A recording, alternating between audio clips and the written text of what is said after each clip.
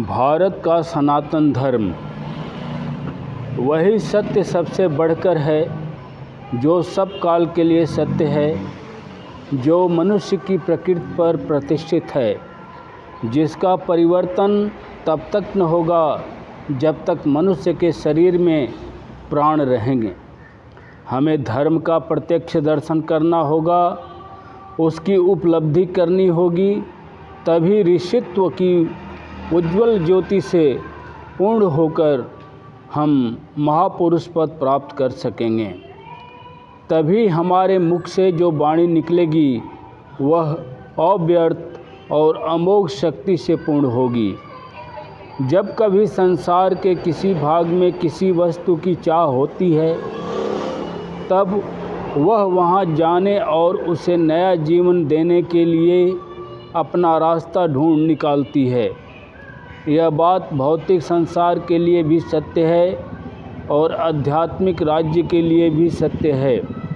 यदि संसार के किसी भाग में आध्यात्मिकता रहे और यदि किसी दूसरे भाग में उसका अभाव हो, तो फिर चाहे हम जानबूझकर उसके लिए प्रयत्न करें या न करें, जहाँ धर्म का अभाव है वहाँ जाने के लिए वह आध्यात्मिकता अपना रास्ता साफ कर लेती है और इस तरह सामंजस्य की स्थापना करती है। मनुष्य जात के इतिहास में हम पाते हैं कि एक या दो बार नहीं, प्रत्युत पुनः पुनः प्राचीन भारत के भाग्य का यही निर्णय हुआ है कि संसार को उसे आध्यात्मिकता की शिक्षा देनी पड़ी। और इस तरह हम देखते हैं कि जब किसी जात के दिग्विजय द्वारा अथवा व्यवसाय की प्रधानता से संसार के विभिन्न भाग एक सूत्र में बद्ध हुए और संसार के एक कोने से दूसरे कोने तक दान का भंडार खुल पड़ा, एक जाति के लिए दूसरी को कुछ देने का अवसर हाथ आया, तब प्रत्येक जात ने दूसरी जातियों को राजनीतिक, सामाजिक अथवा आध्यात्मिक जिसके निकट जो भाव थे दिए। संपूर्ण मनुष्य जाति के ज्ञान भंडार को भारत ने आध्यात्मिकता और दर्शन का ही दान दिया है। फारस साम्राज्य के उदय के बहुत पहले ही वह इस तरह का दान दे चुका था। फारस साम्राज्य के उदय काल में भी उसने दूसरी बार ऐसा दान किया। यूनान की प्रभुता के समय उसका तीसरा दान था और अंग्रेज़ों की प्रधानता के समय इस चौथी बार विधि के उसी विधान को वह पूर्ण कर रहा है। जिस तरह संघ स्थापना की पश्चिमी कार्यप्रणाली और बाहरी सभ्यता के भाव हमारे देश की नस नस में समा रहे हैं, चाहे हम उनका ग्रहण करें या न करें, उसी तरह भारत की आध्यात्मिकता और दर्शन पाश्चात्य देशों को प्लावित कर रहे हैं। इस गति को कोई नहीं रोक सकता और हम भी पश्चिम की जड़वाद प्रधान सभ्यता का पूर्ण प्रतिरोध नहीं कर सकते।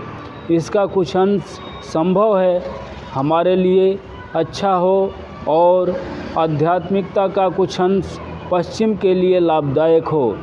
सामंजस्य की रक्षा इसी तरह हो सकेगी। यह बात नहीं कि हर एक विषय में हमें पश्चिम वालों से सीखना चाहिए या पश्चिम वालों को जो कुछ सीखना है हम ही से सीखें, किंतु हर एक ने सदियों से भिन्न भिन्न जातियों में सामंजस्य स्थापना या एक आदर्श संसार निर्माण के जो स्वप्न देखे, उनकी पूर्ति के लिए हर एक के पास जो कुछ हो उसे भावी संतानों के हाथ अर्पण कर देना चाहिए।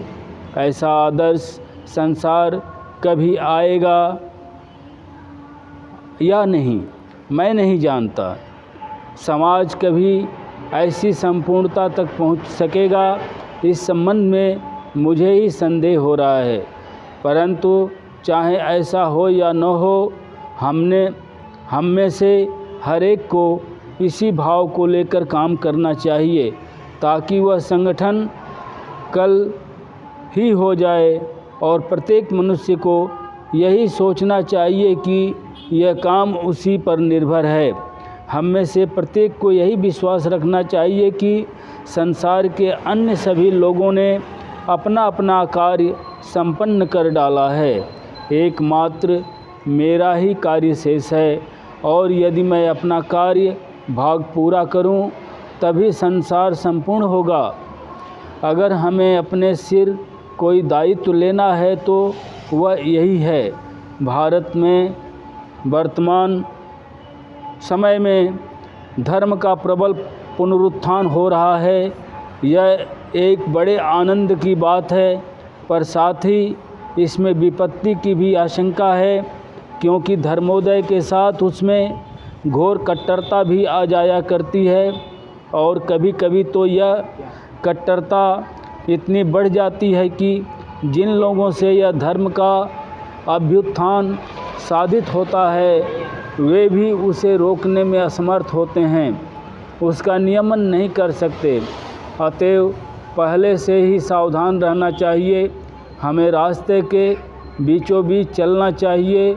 एक ओर कुसंस्कारों से भरा हुआ प्राचीन समाज है, दूसरी ओर है जड़वाद, यूरोप के भाव, नास्तिकता और ऐसे ही संस्कार जो पश्चिमी उन्नति के मूल तक में समाये हुए हैं। हमें इन दोनों से खूब बचकर चलना होगा। पहले तो हम पश्चिमी नहीं हो सकते, इसलिए पश्चिम वालों की नकल करना वृथा है।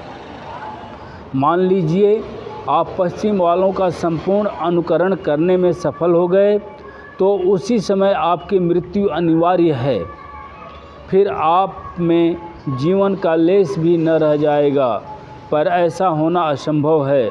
काल की प्रारंभिक अवस्था से मनुष्य जात के इतिहास में लाखों वर्षों से लगातार एक नदी हिमालय से बहती आ रही है। तुम क्या धक्के लगाकर उसे उसके उद्गम स्थान हिमालय के तुषार मंडित श्रृंग में ले जाना चाहते हो? यदि यह संभव भी हो तथापि तुम यूरोपीय नहीं हो सकते। यदि कुछ शताब्दियों की शिक्षा का संस्कार छोड़ना यूरोपियों के लिए तुम असंभव सोचते हो, तो सैकड़ों सदियों के संस्कार छोड़ना तुम्हारे लिए कब संभव है? नहीं, ऐसा कभी नहीं हो सकता। हमें यह भी स्मरण रखना चाहिए कि हम प्रायः जिन्हें अपना धर्म विश्वास कहते हैं, वे हमारे गांव के छोटे छोटे देवताओं पर आधारित या ऐसे ही कुसंस्कारों से पूर्ण देशाचार मात्र हैं। ऐसे देशाचार असंख्य हैं और वे एक दूसरे के विरोधी हैं। इनमें से हम किसे माने और किसे न माने। उदाहरण के लिए दक्षिण का कोई ब्राह्मण यदि किसी दूसरे ब्राह्मण को मांस का एक ग्रास खाते हुए देखे तो मारे डर के सिकुड़ जाता है, परंतु आर्यावर्त के ब्राह्मण महाप्रसाद के बड़े भक्त हैं। पूजा के निमित्त वे सैकड़ों बकरों को बलि चढ़ा देते हैं। अगर तुम अपने देशाचार आगे रखोगे तो वे भी अपने देशाचारों को सामने लाएंगे। तमाम भारत में सैकड़ों आचार हैं, परंतु अपने ही स्थान में उनकी सीमा परिमित है। सबसे बड़ी भूल यही होती है कि अज्ञ साधारण जन सर्वदा अपने प्रांत के ही आचार को हमारे धर्म का सार समझ लेते हैं। इसके अतिरिक्त इससे बड़ी एक और कठिनाई है।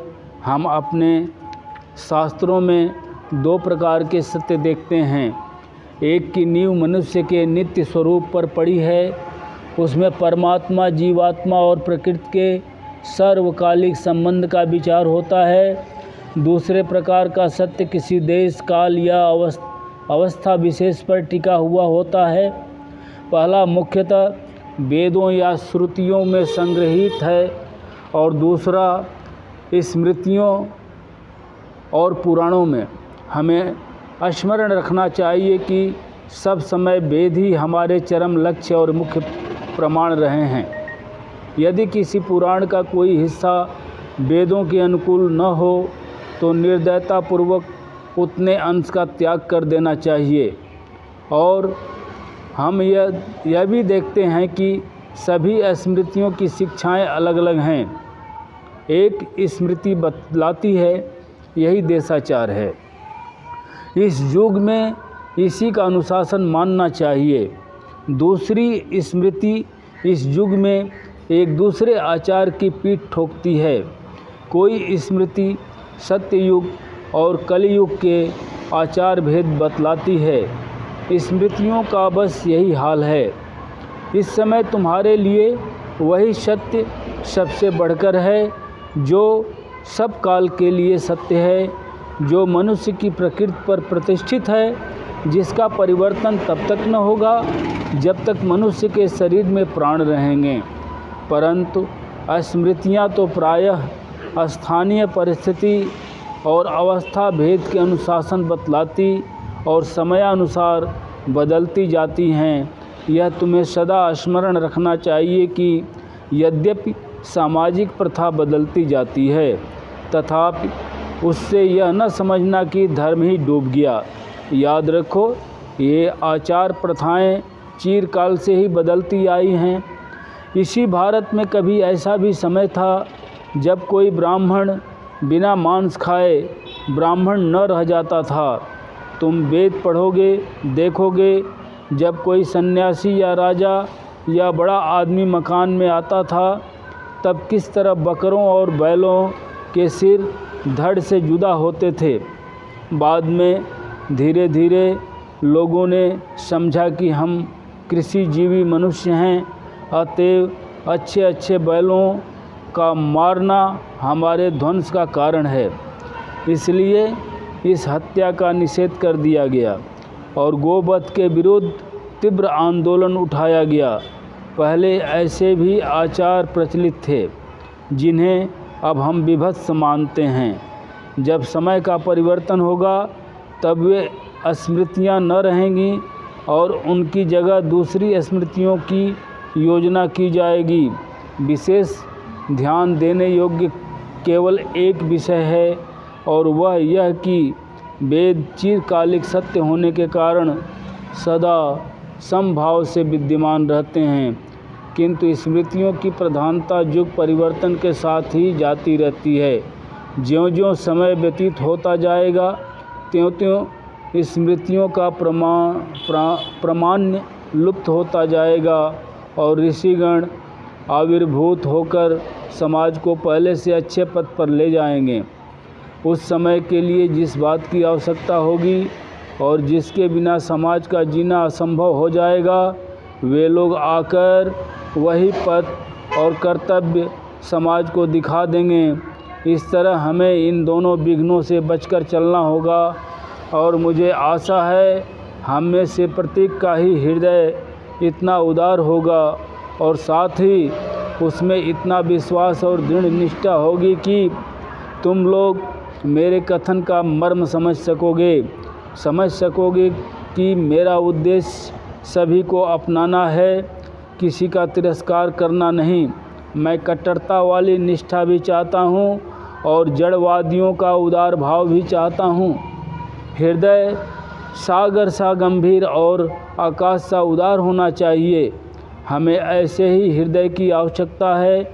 हमें संसार की किसी भी उन्नत जात की तरह उन्नतशील होना चाहिए और अपने चिरकाल के अर्जित संस्कारों के प्रति वही श्रद्धा रखनी चाहिए जो केवल हिंदुओं में ही आ सकती है।